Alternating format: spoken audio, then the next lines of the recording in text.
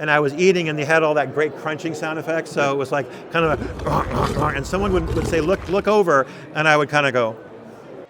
The following feature presentation is part of the Skywalking Network. We are now talking with Mr. Howie Weed, the creature maker for the Empire Strikes Back Special Editions. But you also worked on A New Hope, and you had created these two new Cantina creatures. Right. Did you also puppeteer them? Yes, I was on my knees underneath with my hand through the neck, making it look around and making the eyes look around. So yeah, it was fun. There was several other people around it too, kind of holding the shoulders down and kind of making sure that it had looked like it had some weight and like underneath, because it was only built to about here. Right. And then it was held up by like the puppeteer and some tripods. Was it mainly a hand puppet, or were there a lot of animatronics in the eyes? It was sculpted over a human head because I knew eventually they're probably going to want to do masks. But then for this, I made a puppet. So I put rubber skin, like liquid rubber in it, and then filled it with foam and kind of hollowed it out later and made it so a human hand could go inside. You got to add to a scene that was so iconic. You know, it has a special meaning for me because my mom was the science fiction fan of the family, and she read all the Isaac Asimov science fiction like subscription books you would get. There's stacks of them all over the house. And when she went and saw Star Wars, she saw it before me.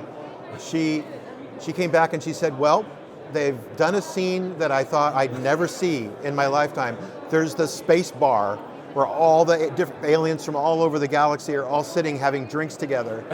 And she's like, it's in every science fiction book. I just never thought I'd actually see it. And I was like, oh, maybe this movie's really good then. I don't know. Oh, so this is like an homage to your mom. Kind of, yeah. Oh. It was neat that it got in there. Yeah. Then in The Empire Strikes Back, you got to take over the part of the Wampa from Des Webb. Mm-hmm. Yeah. Tell us all about the making of that scene. Well, first thing we had to do is try to convince George to do it as a guy in a suit, because CG was coming on real strong at that point. And when we talked to him in a big meeting, he just told us that he wanted it to be a startling moment, like he felt like the audience didn't really understand the peril that Luke was in, because you didn't see it and you didn't know what was coming. So he just wanted to cut to the actual creature and have the audience go, oh no, he's really screwed. He's got to get out of there. So that was the whole point of it. And doing a guy in a suit was, I just talked to him about making the cave smaller, so it makes him look bigger, and then we don't have to be on stilts and try to do the giant creature thing. We can just do a guy. And he said, yeah, sounds good. And it was settled right then. So then we went about designing the suit for Around a Human. I got cast as the guy in the suit, which made it easy for us to work on it. And we made a mechanical head, which actually screwed onto my head. There was like a bolt. You know those like construction helmets that have like a crank in the back? So we had that, it'd crank it onto my head, so it was really, really on there. And then we ordered yak fur from the other side of the planet to be the fur of the Wampa. And it's funny, the first time we glued the fur on, it was just this big poof ball. It's like really, really soft looking, like a big hoo jib. Yeah, and so it took a lot of like hair product for us to like just goop our hands up and like rub it through the fur and like try to give it some shape and direction and make it look greasy and, you know, have some kind of a feel of like a wild animal, you know. And we started adding like as if it'd been eating for, you know, years, all the yellow and gristle and stuff that's like you see on a polar bear when they eat a seal, that kind of thing. So was that one of your additions to add all that on there? Yeah, and we were like very careful not to put too much, because like what if we showed up and George said, what is all this guck all over him? But we showed up and he said, oh, that's great, you got any more? So he couldn't get enough gore. He just wanted lots of gore on it. So stuff pouring out of the mouth, lots of dark, you know, like he's been, you know, carnivorously eating lots of creatures. So I recall seeing that in the theater, and the audience collective, just all of that. Yeah. Well, good. That was the idea. Here you are eating a leg of probably a tauntaun. That was the idea. Yeah. So could you see out of the mask to really judge the space? Yes. If you look on this picture right here, you can see that there's slits where the eyes are, and that's what it was in the final one. There was no eyeballs put in, so I can see through those little. Oh, okay. So you good slits. visibility. Yeah, I could see. but it was sort of like holding a soup can an arm's length distance from your eyes. Right. That's what I could kind of see and look around. Right, and George Lucas directed those scenes. Yeah, and that was a surprise. We didn't know if he was going to show up or not, and we had gotten everything ready to go, and I was ready for someone to call action, and then nothing happened, and someone tapped me on the shoulder and said, you can relax, George just showed up. And I was like, oh, okay.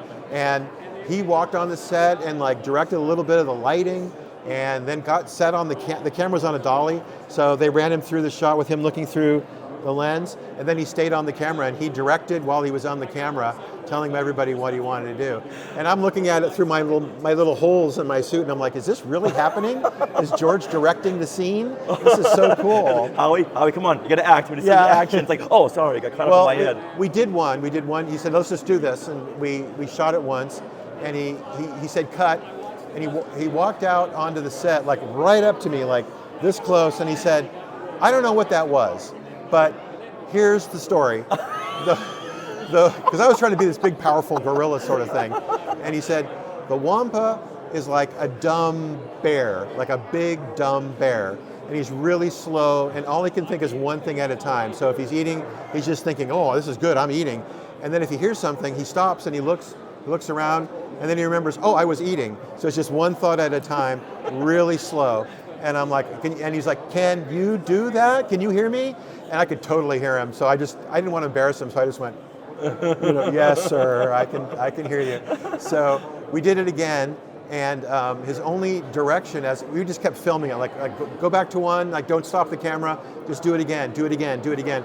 And he kept yelling, slower, dumber. And so I was like, oh, and I'd kind of just do it even slower, and then he would say, no, slower, even dumber. And so there was a certain point where I was like, I'm almost like underwater, like just really slow. So it wasn't faster and more intense, it was slower and more dumb. Yeah, slower and dumber. So finally the suit started heating up and getting hotter and hotter, and I had to kind of like do a cut. We need to like, give me a second to get some air in the suit. But he said, oh, we got it. And so I was like, oh, great. All right, awesome. And I wanted to say something to him, so I asked the guys, the support crew, please take off the head as fast as you can. And it was snapped, so they had to like, each one. And then they could take it off. I was a sweaty mess in there. And I looked around just in time to see George's foot going out the door, and the door closed. Boom. That was that. So I didn't get a chance to actually connect with him as a director-actor kind of thing.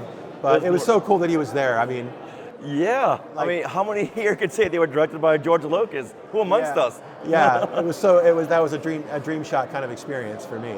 I remember playing with my little toy Wampa in the Boston snow and just having so much fun because the arms could go back and forth. Yeah. And never did I imagine that I would be sitting here talking to the real Wampa. Or is it like the son of the Wampa? It's like Wampa 2.0 or something. Wampa 2.0? Yeah. All right, and also you were Vigo the Carpathian. That's true. This is while I was at ILM working in the model shop. There was an idea that Dan Aykroyd was going to somehow transform into a demon at the end of the film by being taken possession of by the painting in the museum. And they hadn't finalized the design, and Dan Aykroyd was contractually obligated on another show. So he had to leave the project, and we finally settled on a design, and I said I would do it. I'll stand in for him. And they were like, great, we can just keep going. So this ended up being me in the costume. It was about a 7-hour makeup application. So, and then, you can kind of see the buildup of all the prosthetics. And then down here in the bottom, you can see a shot of when they were shooting me with slime.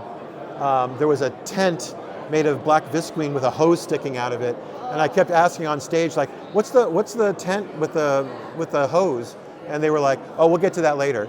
So I did my lines, and then they said, "Okay, now we're going to spray you with like ectoplasm," and I was like, "Okay, all right, I'll do it." And they had me read lines while they were spraying me with that ectoplasm, and it was just going in my mouth. It sounded like being inside like a tent with like a hose, like a water hose. It was like, blah, blah, blah, blah, blah, blah. That's what it sounded like inside my mask. And so they would call cut, and I had so much like ectoplasm in my mouth, I would just do this big spit and all this stuff would come out. Tell me that's in an outtake somewhere. I'm sure.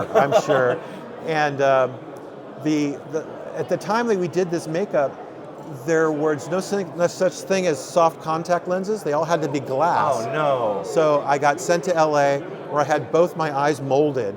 So I was literally injecting like alginate into my eyes and then wiggling it out. And when they wiggled it out, I could feel them pulling on my optic nerve. It was the strangest sensation. No. Okay. So then they made glass eyes, so they would cover the whites of my eyes as well with a little pinhole in the middle so I could see through. And to top it all off, after they got the makeup in, after they put the eyes in, so I'm pretty much completely covered, they would take grape Kool-Aid with just a little bit of water and mix it up and have me slosh it around in my mouth so my mouth was stained black. What a sight. Yeah. So that's just grape Kool-Aid in there.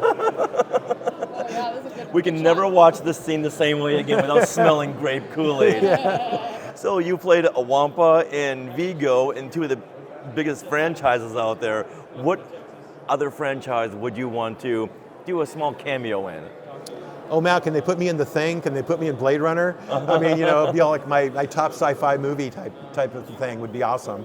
Oh. But I got to tell you, being able to do something for the Cantina scene in the original Star Wars, and then doing the Wampa on Empire, which for me is like my favorite of the Star Wars movies, it's a dream shot. Now, to wrap it up, can you show us the Wampa move? Yeah, so we were to stand up here. What did we do? I haven't thought about this in forever. Was it more of a turning to the camera and roar? I think they had me kind of squatting down, and I was eating, and they had all that great crunching sound effects. So it was like kind of and someone would say, look over, and I would kind of go, and I would kind of rise, and I'd look, and then they'd say, okay, go back to eating, and I just kind of go back down and kind of like kneel down as close as I could. So that was my big move. Then when you lost your arm, you had to do a slight turn to the camera. Oh yeah. Roar. May I? Yeah. Okay, ready? Roar! Roar! The funny George, thing was that good, George? Is that good? Yeah. The funny thing with that is I couldn't make the Wampa's mouth open very big for the scream because it was tied to my jaw. So I had my arm behind my back so that it was a missing arm. We had a plug that looked like blood. And so when they said, can you open the mouth more? I was like, no. And so I just pulled my arm forward and I crept it up the neck of the creature and I put it in the bottom jaw. And I said, okay, go ahead and do it now. And they rolled camera and I just yanked the jaw as far down as it would go and leaned back. And I heard all of the rubber bands and everything going ping, ping, ping, ping, ping, ping, ping. And I was like, oh no. And but then they said, oh, that was great. We got it. And I'm like, well, good, because I'm not so sure. Thank goodness. We could have done it twice. Looks like one of those little yapping teeth. Yeah. This has been fantastic. Thank you so much for this conversation. Sure, no problem. Ladies and gentlemen, Mr. Howie Weed. Hi, this is Howie Weed, and I'm skywalking through Neverland. Hey, look at those names to the left. They are part of the Skywalking Force, our Patreon. Become a producer yourself and check out all the Disney Plus themed bonus content available depending on the level you subscribe. Become a member of the elite Skywalking Force at skywalkingforce.com.